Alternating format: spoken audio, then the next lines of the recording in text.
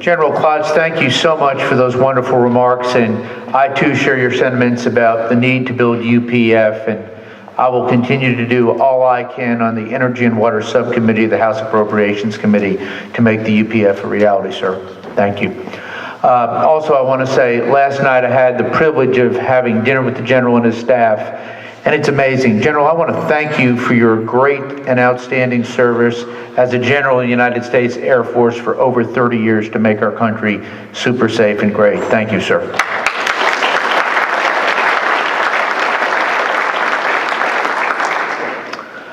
We have a special guest with us today from Knoxville, Tennessee, from the great 2nd District of Tennessee. I was elected to Congress in 2010 and began serving in 2011. And as I've said throughout this great TVC event, we have a great nation. We're all Americans. And we have a great state in Tennessee. I'm proud to be a Tennessean, and I'm very thankful to represent the great 3rd District of Tennessee. But when I went to Congress, like many folks, my first day there is like, wow, what's going on here? And I developed a friendship with Jimmy Duncan. Ladies and gentlemen, we are so fortunate in Tennessee to have a dean of the congressional delegation like Jimmy Duncan. Jimmy Duncan has served this country so long and so well. And during times of difficulty, and we have them come up from time to time, Jimmy Duncan is that steadfast personality that gathers our delegation together, sits us down, and we work through the problems of the day. So many times Jimmy will call the delegation to his office and we sit and we meet and we talk. And that was so important in my formative years as a congressman. And Congressman Duncan, I want to personally thank you for that outstanding effort, sir. Jimmy Duncan's a leader. Tennessee has folks on every major committee in Congress. Jimmy Duncan has served this country and this Congress well in transportation and on the Natural Resources Committee. Infrastructure is critically important to this country and critically important to the state. And I know of no better advocate for transportation than Congressman Jimmy Duncan. He recently helped me as I literally beat just about every member over the head in Congress to change the Inland Waterway Trust Fund so that someday we will actually fund the Chickamauga Lock, which is so critical to this region. Jimmy, thank you for your help in reforming the Inland Waterways Trust Fund. Without further ado, I want to introduce my friend and colleague, the Dean of our Tennessee House delegation, Jimmy Duncan.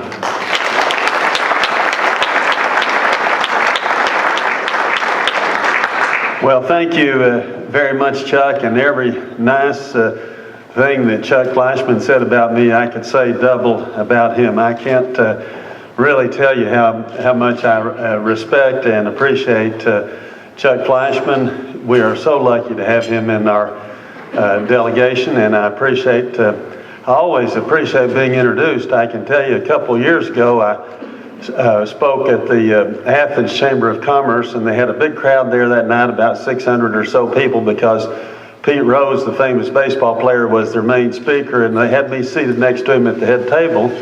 I told him that I'd been bat boy for the Knoxville Smokies when he played for the Macon Peaches, and I probably was 12 or 13 at the time, but when he got up there to speak, he started off pretty nice. He said, "Congressman Duncan," he said, "I wish you were a senator," but then he said, "But you were 9 years old when I played at Macon?" He said, "What the hell happened to you?" He said, "I thought I was sitting next to Colonel Sanders up here."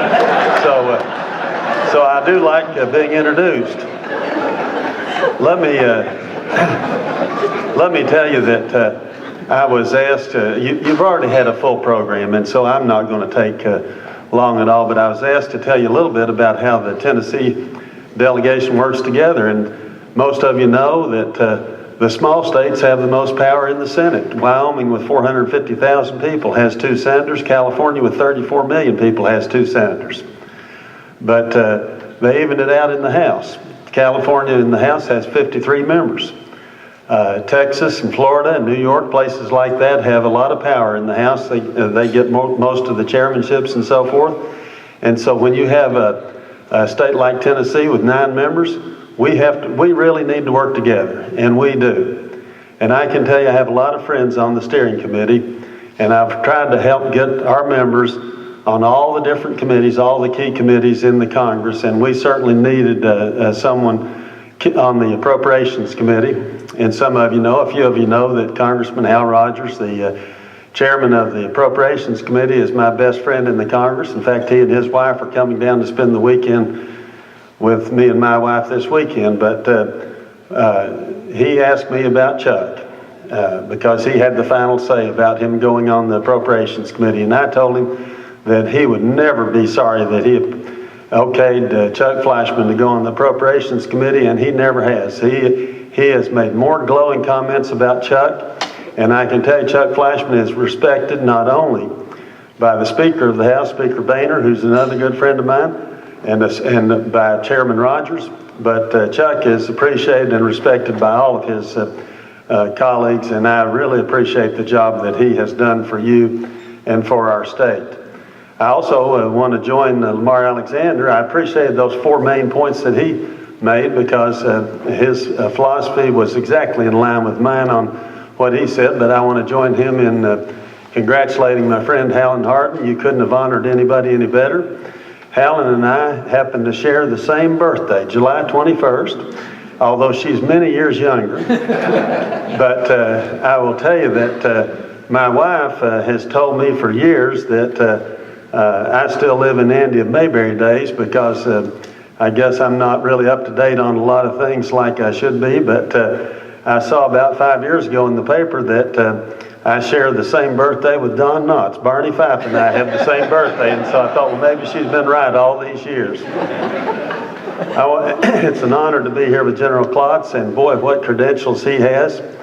What a doctorate from Oxford. That is so impressive. And General, you could you probably couldn't find a place in this country or in this world where the people are more supportive of nuclear energy and nuclear research than right here in East Tennessee.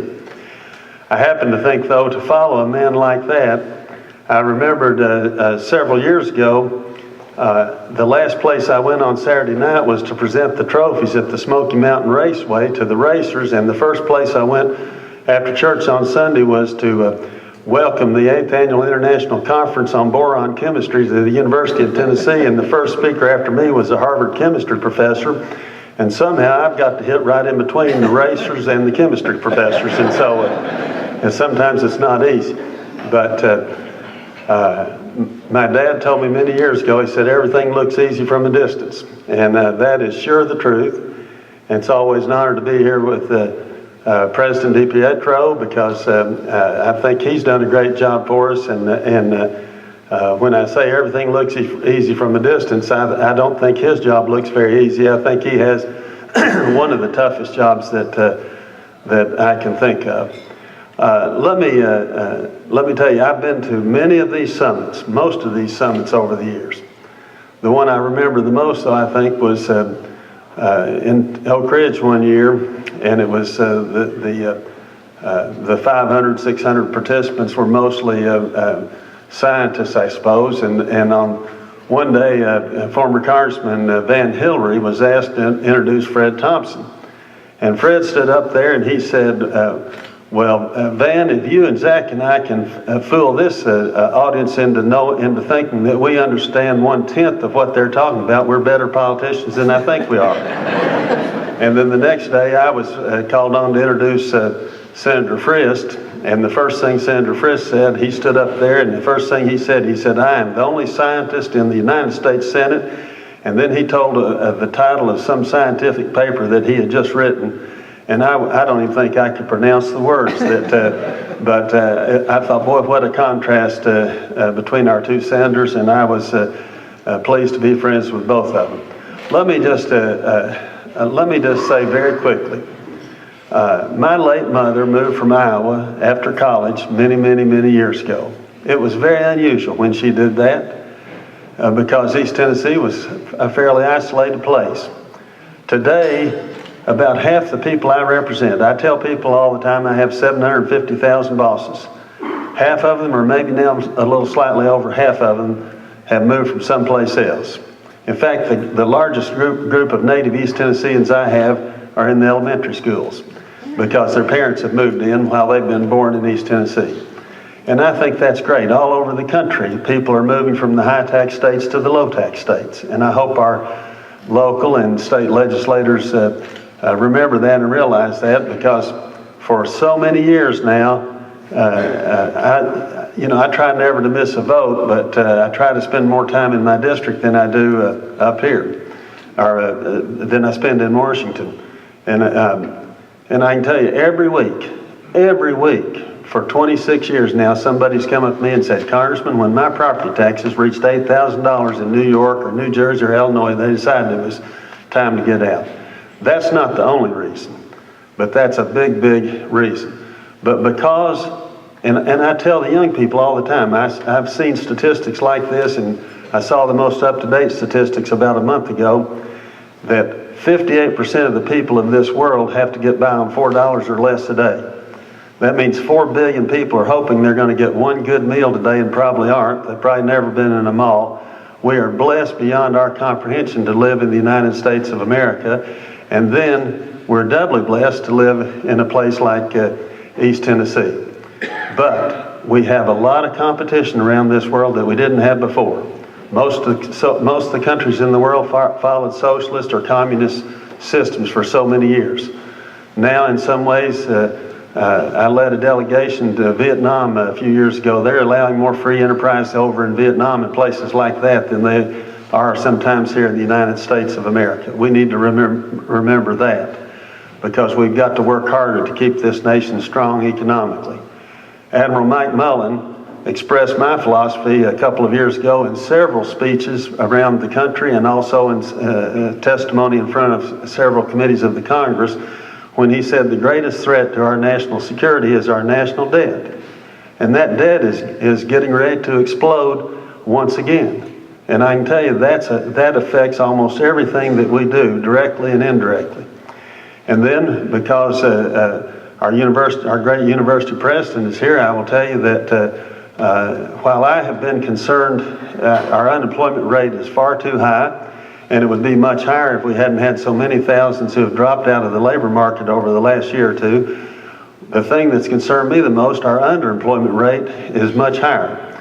We've ended up with the best educated waiters and waitresses in the world. And I can tell you that we've got to work on that, and we've got to stop sending so many good jobs to other countries.